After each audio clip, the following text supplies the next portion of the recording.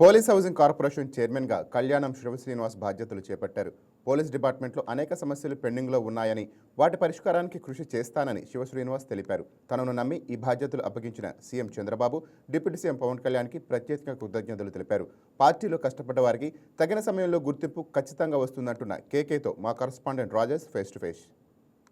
Andhra Pradesh police housing కార్పొరేషన్గా Janasena party నుంచి కళ్యాణ శ్రీనివాస్ కొద్దిసేపటి క్రితం ప్రమాణ స్వీకారం చేశారు. సార్, మీరు మొదటి నుంచి కళ్యాణ్ గారికి చాలా దగ్గరగా ఉన్నారు. మీరు ఈరోజు పదవి స్వీకరించారు. ఎలా ఉంది మీ నాకు చాలా ఆనందంగా ఉందండి. ఎందుకంటే పోలీస్ హౌసింగ్ కార్పొరేషన్ అనేది ఈ రాష్ట్రంలో అతి పెద్ద సంస్థ. పోలీసులు ఈ రాష్ట్రాన్ని ఎల్లవేళలా కాపాడుతూ ఉంటారు. వారికి కావాల్సిన వసతులన్నీ ఏర్పాటు చేయడం కోసం ఈ పోలీస్ హౌసింగ్ కార్పొరేషన్ ఏర్పడింది.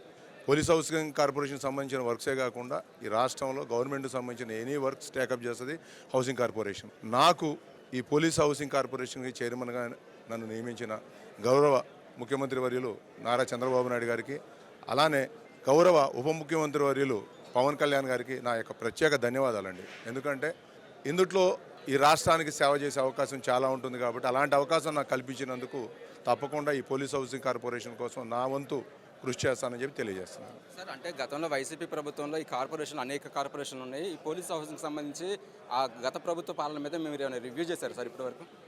ఈ రోజే నేను ఛార్జ్ తీసుకున్నానండి. రేపటి నుంచి దాని మీద రివ్యూస్ ఉంటాయండి. ఇప్పుడు ప్రస్తుతం 19 నుంచి 24 మధ్యలో చాలా తక్కువ వర్క్స్ జరిగినాయండి.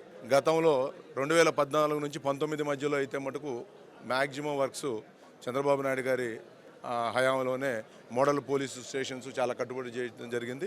ఇప్పుడు దగ్గర 1200 కోట్ల తాలూకు వర్క్స్ ఉన్నాయండి. ఆ వర్క్స్ కూడా ఈ 2 ఇయర్స్లో స్టార్ట్ చేయించి దాదాపుగా కంప్లీట్ చేయడానికి ప్రయత్నం చేస్తాం. అంటే సార్, ప్రధానంగా చూసుకున్నట్టయితే పార్టీకి సంబంధించి కూడా ఈ మధ్య కూడా కళ్యాణ్ గారు చెప్పారు, పార్టీ కోసం కష్టపడిన వారికే నామినేట్ పదవులు ఇస్తామని అన్నారు. అలాగే మీకు ఇచ్చారు. రాబోయే రోజుల్లో ఈ కార్యకర్తను కలుపుకొని ఎలా ముందుకు వెళ్తున్నారు సార్? పార్టీలో పనిచేసిన ప్రతి ఒక్కళ్ళకి, ఎవరైతే పార్టీని నమ్ముకొని వర్క్ చేశారో ప్రతి ఒక్కళ్ళకి కూడా ఒక 4 రోజులు లేటుగా అటు ఇటుగా పదవులు లభిస్తాయండి. రేపు రాబోయే రోజుల్లో పవన్ కళ్యాణ్ గారే పార్టీని బలోపేతం చేయడం కోసం ఆయన కొన్ని మార్గాలు తీసుకున్నారు. అది త్వరలోనే మీరు చూస్తారు.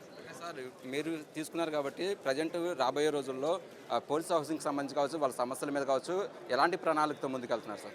ఆల్రెడీ మీకు ఇందా చెప్పాను కదండి, ఆన్ గోయింగ్ ప్రాజెక్ట్స్ కొన్ని పెండింగ్లో ఉన్నాయండి. ఆ పెండింగ్లో ఉన్నాయి కంప్లీట్ చేస్తాం. అలానే కొత్త ప్రాజెక్ట్స్ విజయనగరం జిల్లాలో 500 కోట్లతో గ్రే హౌండ్స్, తర్వాత ఏలూరు జిల్లాలో ఆగిరిపల్లి దగ్గర అక్కడ ఏపీ పోలీస్ అకాడమీ, 4 బెటాలియన్స్, ఒక 21 కొత్త స్టేషన్స్, దాంతోపాటు 6 ఎస్పీ క్యాంప్ హౌస్లు కూడా కన్స్ట్రక్షన్కి రెడీగా ఉన్నాయండి ప్రపోజల్స్. వాటిని త్వరలో బోర్డు మీటింగ్లో ఫైనల్ చేస్తాం. అది ఫైనల్గా చూసుకుంటే కూడా కార్పొరేషన్ పదవి తీసుకున్న తర్వాత పార్టీ కోసం కష్టపడ్డ వారికి నామినేట్ పదవులు ఇస్తాము. అలాగే రాబోయే రోజుల్లో పూర్తయి పోలీస్ హౌసింగ్ కార్పొరేషన్లో అనేక మార్పులు కూడా తీసుకొస్తామంటూ కూడా కళ్యాణ శ్రీనివాస్ చైర్మన్గా బాధ్యతలు తీసుకున్న కళ్యాణ శ్రీనివాస్ కూడా చెప్తున్నారు. వీడియో జర్నలిస్ట్ విశ్వనాథ్తో రాజేష్, వైకే టీవీ, మంగళగిరి నుంచి. హాయ్ వ్యూయర్స్, ఈ వీడియో మీకు నచ్చినట్లయితే లైక్ కొట్టి షేర్ చేసి వైకే టీవీని సబ్స్క్రైబ్ చేసుకోండి.